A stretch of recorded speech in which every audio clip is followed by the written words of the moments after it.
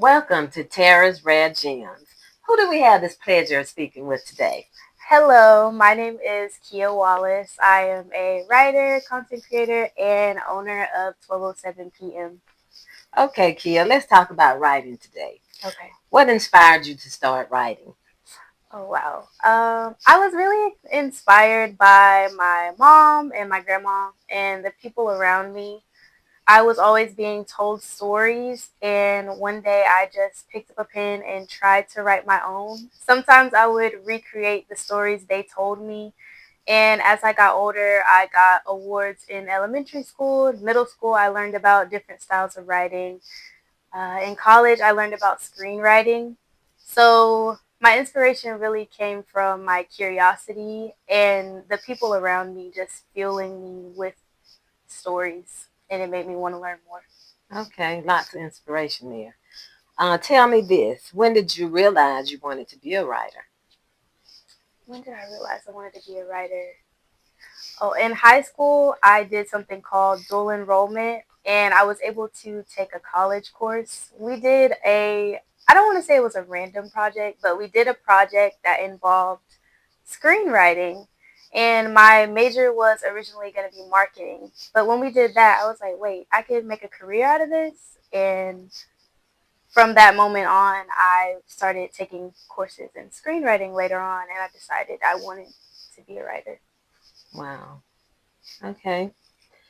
Um, you may not have this, but I'm not sure. But if you ever get writer's block, how do you handle it? I do get writer's block. How do I handle writer's block? I write, I give myself permission to write badly, even though I don't call any of my work bad, but I just allow myself to write, even if I don't finish anything, even if I don't publish anything. I just write what comes to mind. I use a technique called free writing often, where it's just you will literally set a timer and write whatever comes to mind for 5 minutes, 10 minutes, 20 minutes, however long you want. And it's kind of just, it's an exercise to get the creative juices flowing. And if something like that doesn't work, I will just do something outside of writing. So I'm not necessarily writing, but I'm doing something that will bring me inspiration. And also, I don't really look at it as writer's block anymore Okay. because that I think that labeling it and giving it a title was making me feel like if I didn't want to write, I was like, okay, it's because I have writer's block. If I don't feel like writing, I'm like, I have a writer's block. So I think that taking the title away from it is kind of like taking the power away from it. So I don't really call it writer's block. I'm just like, okay, I'm not writing today. Or maybe I wrote a sentence today. Or maybe I just posted a photo or something. I'm still doing something creative, but I don't necessarily call myself blocked. And also, I read a book called The Artist's Way, which is specifically for blocked artists. So there are a lot of people in the world who feel like they're just blocked and they can't create or put anything out. So it gives you exercises for about 12 weeks, and it encourages you to journal and just do things that are out of your norm. Mm-hmm. So that's how I do get writer's block, but I don't call it that. So yes, Okay, great point. Great point. What's the hardest part about being a writer? calling myself a writer, it's like it feels kind of cringe. I'm like, I am a writer, and then people will be like, "Oh, well, let me see your work," and I'm like, "Okay, get back." Like it's out there, like you can go find it, but at the Right. same time, just giving it a title. I have a thing with titles, and I think that's the hardest part. Like it takes courage to do something that, especially when there's not a lot of people around you that do the same thing that you do. It just takes courage to be like, oh, I am this, and then not let it define me. So Right. like, I don't have to have that. It doesn't have to be included in all of my hobbies. It's just something that I like to do, and I happen to want to make a career out of it. So Okay. again, with the titles. Okay. Right. Um, well, let's talk about rejection and negative feedback. How do you handle that? Recently, I learned to celebrate rejection the same way that I would celebrate getting accepted. This year, I found out that one of my pieces is going to be published in one of my favorite literary journals. And a week before I found out it was going to be published, I thought it was going to be rejected. So they were supposed to notify me a week before, and so I was like, oh, usually when you don't get a response, that is a rejection. So I celebrated the rejection, and I told people, I was like, I didn't get accepted, but I wasn't sad. Mm-hmm. And then I did get accepted. They just pushed the deadline back, and they didn't tell anyone. So I've learned to accept rejection by celebrating it and deal with it by celebrating it, because when you get a bunch of no's, eventually you will get a yes. Like, you're not going to get a no forever unless you're just horrible at that thing and you need to move on. But even then, if you persist, you will eventually get a yes. Okay, and congratulations on it, also. Thank you. What keeps you motivated to continue writing, to just keep going? I think that writing is a part of me. So even if I didn't want to do it as a career, I would just do it. I have so many journals for like every area of my life. Um, I just love to write, even if it's something crazy, even if it's just about a trip to the grocery store. I will just try to jot those things down as a way to create memories.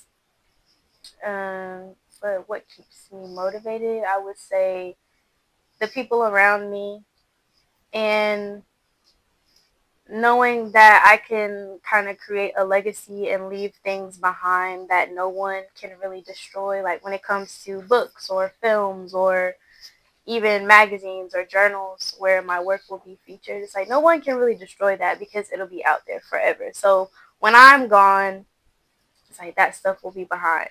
So it's kind of like, well, not kind of, it is building a legacy that I don't really have to keep up with. It's just there for people to discover, even like 100 years later, or you know. Okay, all right, great point. Um, Let me just dig a little bit um into your writing. Um, what lessons have you learned since the first piece that you wrote?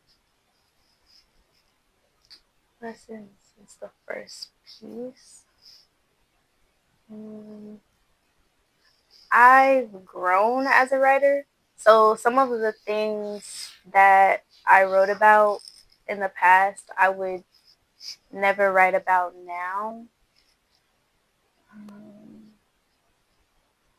I started out, I was more interested in fiction and creating stories that were my own.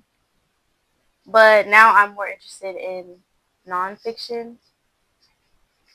So I think that I was always interested in nonfiction. So this is tying into the lesson. Sometimes I have to walk all around the question. But sticking to what I want to write about is a lesson that I've learned.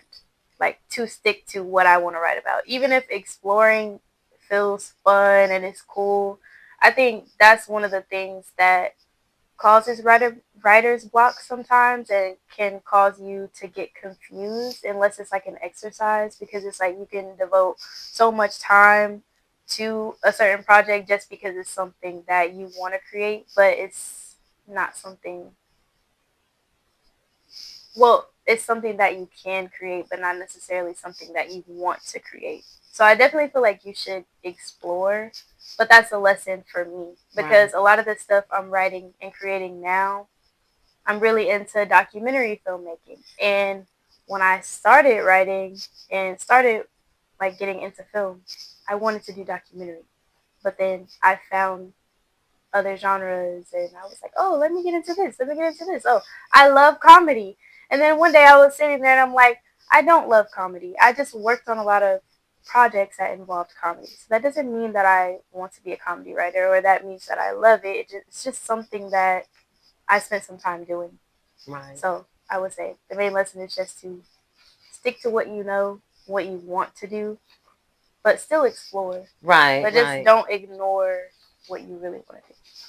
And it was probably a little fun just experiencing different journeys It too. Yeah. was. It was so much fun. Right. Okay.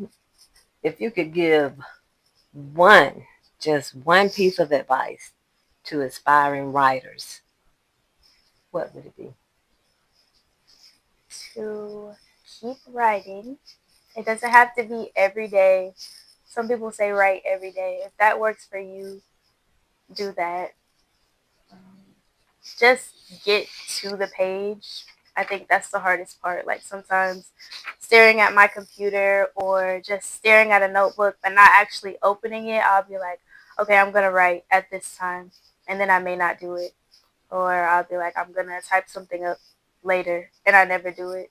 So just getting to the page or getting to your laptop. Um, have a special place that you go if you do feel uninspired. Like make it a ritual, kind of. Your writing time. Always carve out time for your writing. So even if you have to skip events or just have a time to be selfish, like I know some people have kids and they have like obligations. Just carve out that time and just keep writing. That's the main Okay, advice. Kia. I really appreciate how you broke everything down and told your story and shared your story with everyone.